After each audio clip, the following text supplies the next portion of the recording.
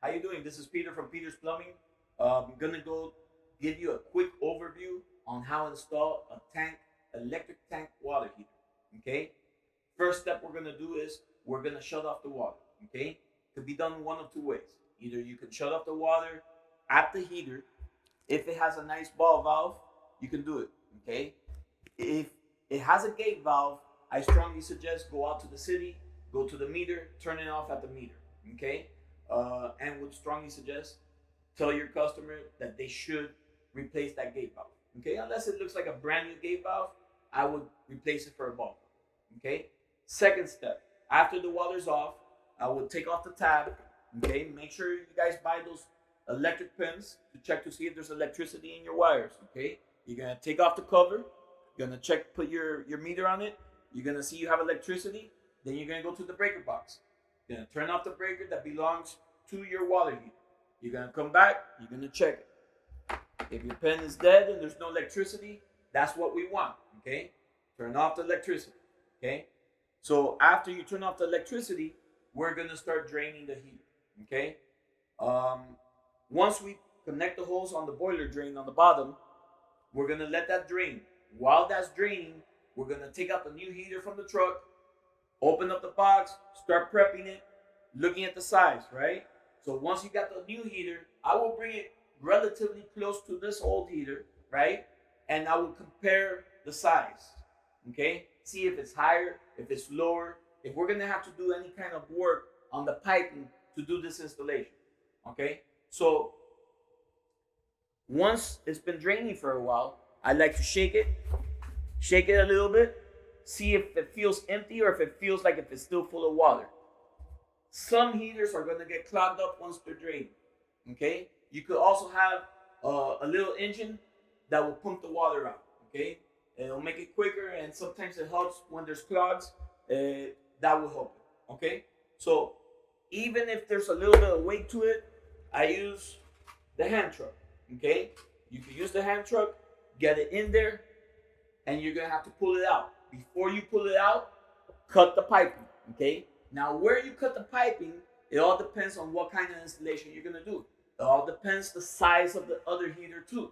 If the other heater is shorter, you're gonna cut your piping as low as possible, right? If the other heater is higher, then you're gonna cut your piping higher than the other heater, right? Okay. Also, if you're gonna be using hoses, okay, or you're gonna be soldering into the nipple, okay. So it depends the installation. That's why at that point you're sizing up, looking at your piping, you're looking at the heater you're gonna install, and you're gonna calculate what you're gonna do and where you're gonna cut. Once you cut, stick the hand truck in there, pull it out. Now roll the new heater in. Okay. Now if you're on a garage, it's not necessary to put a pan. Okay. But definitely, if you're in a second floor or you're inside the interior of a house, I would strongly recommend put a pan underneath your heater. If there wasn't one there before, I would tell the customer and recommend them, let's install a pan with it this time. Okay. Um, so once we got the new heater in, either you're using the hoses, right? Or you're gonna solder it in. Okay? You're gonna do all your soldering, or you're gonna hook up these hoses. Remember, if you have this type of steel braided lines, you can't have any kinks like that. Okay? It has to be nice and smooth. Okay? So make sure there's no kinks in your steel braided line. Once you finish connecting your heater there, okay, then we start filling it up. Okay, I like to start filling it up while I'm doing the electrical. Okay, so I'll go turn on the water, make sure that I got no leaks in what I soldered or in the hose. Okay, turn on the water, it's gonna start filling up. While the water's filling up, I'm gonna start connecting the electrical. Now, a lot of guys just use electrical tape and that's it. I don't believe in that. Okay, I believe you should use a wire nut and then tape your wire nut together. Okay, so many times I've gone back to plumbers' jobs where they call back saying the heater's not working, and when I get there, all it was that the connections were a little bit loose. when they pushed it in, remember, once you connect these wire nuts, you're going to be pushing this in. You have to be very careful. You can't be too strong with it or too violent with it because you're going to lose the connection, even with the wire nut on. So to me, the safest and the best way is put your wire nut on and then put the electrical tape, okay? After you put the electrical tape and you put away the cover, you close the cover, and after the water is all the way up and full, what we're gonna do? We're gonna go to the farthest bathroom, okay? That's one way to secure that you're gonna get all the air out of the line. You have to bleed the lines. If you do not bleed the lines, you will burn your elements, okay? And you will not have hot water, okay? This is one of the biggest rookie mistakes that people make, okay? So after you got your electrical connected, doesn't mean you're turning the breaker back on.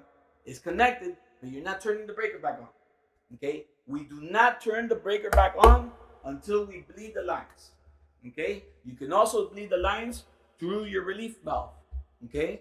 In the relief valve, you can get all the air out, okay? I like to make sure I go to the furthest bathroom, turn on the hot water, and I start hearing that air come out. Once that air finishes coming out and that water is running like normal, now I know all my lines are clear. There's no more air. Then I could come in and pop that breaker, okay?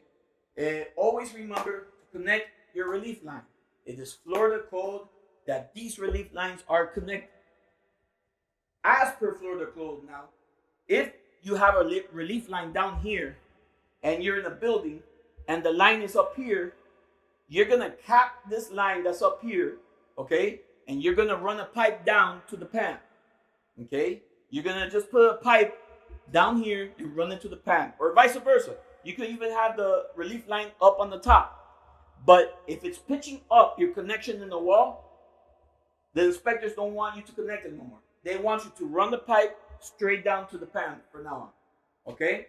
So from now on, if you see a relief line that's higher, the entryway into the building higher, I want you to switch it and go down into the pan, okay? That's per Florida code, okay? And that's about it, all right? Thank you. Peter's Plumbing.